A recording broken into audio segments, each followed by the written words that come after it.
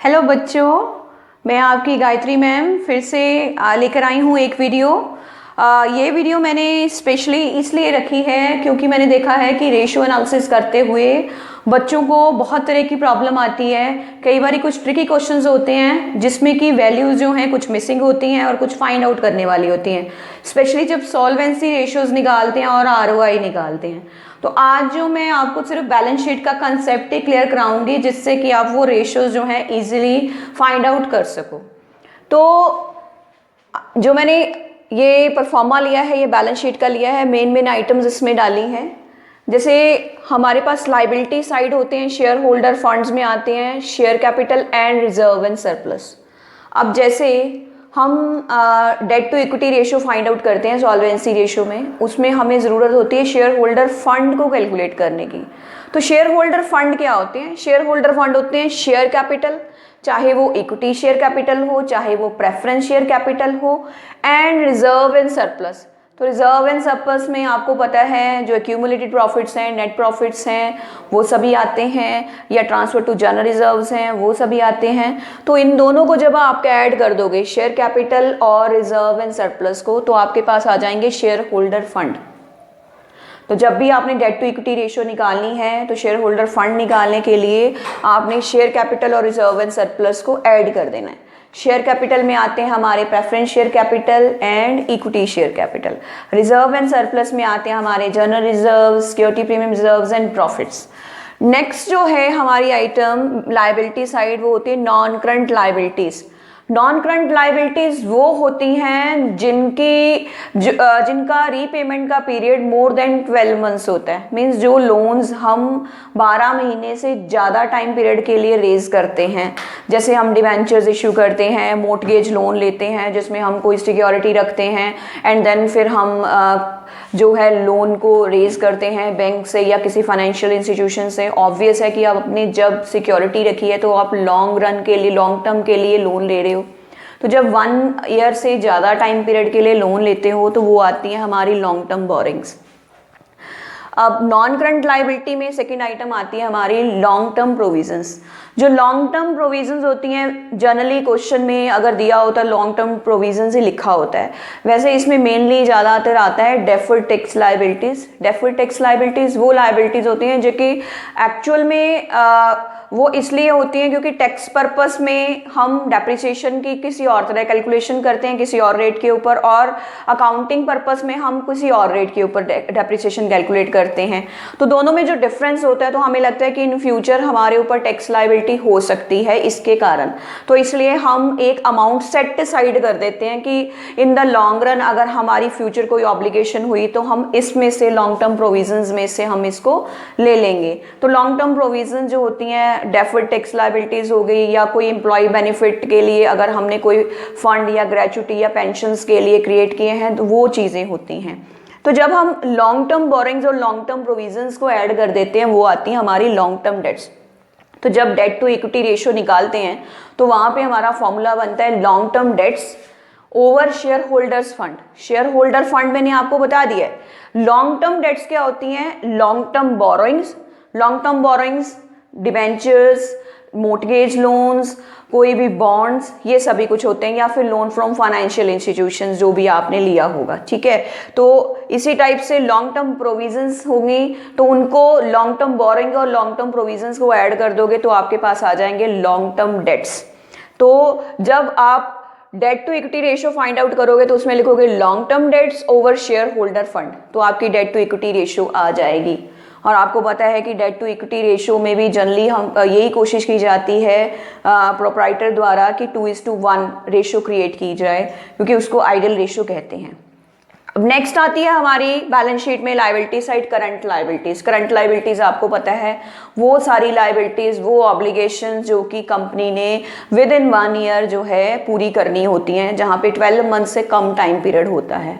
तो जब आप इन सभी चीज़ों का टोटल कर देते हो, शेयर होल्डर फंड और नॉन करंट लायबिलिटीज और करंट लायबिलिटीज, तो आपके पास आ जाती है टोटल ऑफ लायबिलिटीज। ठीक है, अभी अगर हमने शेयर होल्डर फंड और लॉन्ग टर्म डेट्स दोनों को ऐड कर दिया तो हमारे पास आएगा capital employed. Capital employed means net worth. आपको एक रेशो है रिटर्न ऑन कैपिटल एम्प्लॉयड, तो वहां पे बच्चों को ये समझ नहीं आता कि कैपिटल एम्प्लॉयड क्या होती है। कैपिटल एम्प्लॉयड का मतलब होता है share holder fund plus long term dates. Long term dates और शेयर होल्डर फंड्स को जब आप टोटल कर देते हो तो आपका आता है कैपिटल एम्प्लॉयड। दूसरी चीज जो बच्चों को कंफ्यूज करती होती है वो है टोटल डेट्स। टोटल डेट्स क्या है? टोटल डेट्स होते हैं जब हम नॉन करंट लाइबिलिटीज और करंट लाइबिलिटीज को टोटल कर देते हैं, वो होते हैं टोटल डेट्स। कि कंपनी के करंट और नॉन करंट दोनों तरह के डेट कितने हैं उसको मिला के बनता है हमारा टोटल डेट। क्लियर? अभी मैं आती हूं एसेट साइड के ऊपर। तो एसेट साइड में सबको पता है कि हमारे फिक्स्ड एसेट्स होते हैं, नॉन करंट एसेट्स होते हैं। तो फिक्स्ड एसेट में हमारे पास टेंजिबल और इनटेंजिबल एसेट्स होते हैं जो जनरली हम काफ़ी लॉन्ग पीरियड के लिए इनको रखते हैं। जैसे लैंड एंड बिल्डिंग है, ये नहीं कि मैं 1 साल में बेच दूंगी, मुझे पता है कि वो मेरे को इनकम जनरेट करके देगी, इसलिए वो जो है वो काफ़ी टाइम पीरियड के लिए मेरे पास रहेगी। इसी टाइप से गुडविल है या पेटेंट कॉपीराइट्स हैं, वो भी 5 ईयर्स के 10 ईयर्स के लिए लिए जाते हैं। उसके बाद आते हैं हमारे पास नॉन करंट इन्वेस्टमेंट। देखो बच्चों, एक तो होती हैं करंट इन्वेस्टमेंट। करंट इन्वेस्टमेंट वो होती हैं जो कि जनरली 12 मंथ्स के लिए होती हैं, 12 मंथ्स के पीरियड के लिए होती हैं उस या उससे कम पीरियड के लिए होती है। एक होती है नॉन करंट इन्वेस्टमेंट जो कि लॉन्ग रन के लिए रखी जाती है। लॉन्ग रन के लिए भी हमारी 2 तरह की इन्वेस्टमेंट होती है, एक तो नॉर्मल इन्वेस्टमेंट, एक होती है non traded investment. Normal investment जो है वो हम इसलिए करते हैं कि चलो जब हमें लगेगा इससे हमें अगर लगेगा कि प्रॉफिट हम अर्न कर सकते हैं सेलिंग करके, तो उस टाइम के ऊपर हम उसको सेल करके प्रॉफिट अर्न कर लेंगे, नहीं तो एज यूजुअल हमें उससे इंटरेस्ट रिसीव होता रहेगा।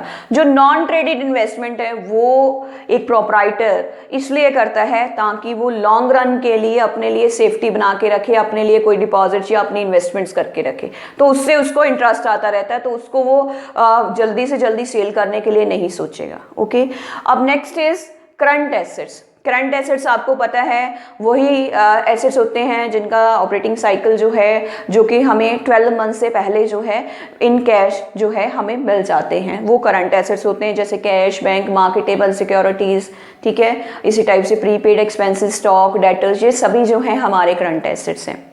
तो अगर क्वेश्चन में हमें ये पूछा हो कि कैपिटल एम्प्लॉयड निकालो, तो कैपिटल एम्प्लॉयड अगर लाइबिलिटी साइड आपके पास पूरी दी हुई है तो आपने क्या करना है, टोटल लाइबिलिटीज में से सिर्फ करंट लाइबिलिटीज लेस कर देनी है, तो आपके पास आ जाएगा कैपिटल एम्प्लॉयड। या फिर अगर आपको शेयर होल्डर फंड दिया है, लॉन्ग टर्म डेट दिए, तो आपका आ जाएगा कैपिटल एम्प्लॉयड। पर प्रॉब्लम तब पड़ती है जब बच्चों को एसेट्स का सारा अमाउंट दिया होता है और लाइबिलिटी की कुछ आइटम्स दी होती है, तो फिर बच्चों को नहीं समझ आता कि कैपिटल एम्प्लॉयड कैसे निकालें।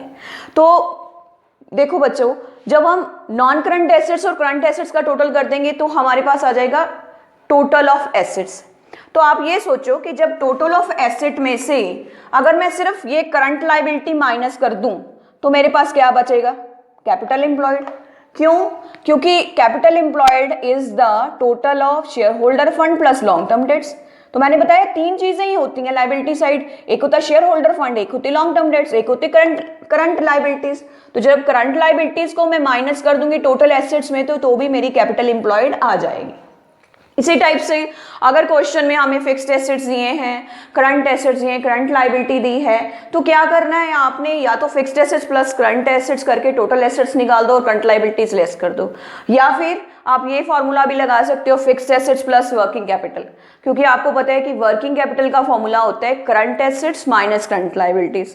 तो जब fixed assets plus current assets minus current liabilities होगी, अपने आप आपकी कैपिटल एम्प्लॉयड जो है वो कैलकुलेट हो जाएगी। तो इस वीडियो में मैंने कोशिश की है कि जो आपके बैलेंस शीट के रिगार्डिंग डाउट्स हैं, क्योंकि मैंने देखा है कि कई बार क्वेश्चन में 2-3 जो अमाउंट दिए होते हैं और उसको देख के बच्चे पजल हो जाते हैं कि मैम अब कैसे कैलकुलेट करें। तो मैंने यही कोशिश की है कि बैलेंस शीट में आपको आइटम्स बताऊं कि किन चीज़ों से क्या हम फाइंड आउट कर सकते हैं ताकि हम कैलकुलेशन कर सकें रेशियो की। इसकी नेक्स्ट वीडियो में मैं आपको सॉल्वेंसी रेशियोज जो है वो आपके साथ डिस्कस करूंगी, ताकि जो डाउट्स हैं आपके सॉल्वेंसी रेशियोज के रिगार्डिंग उनको मैं क्लियर करवा सकूं। Thank you.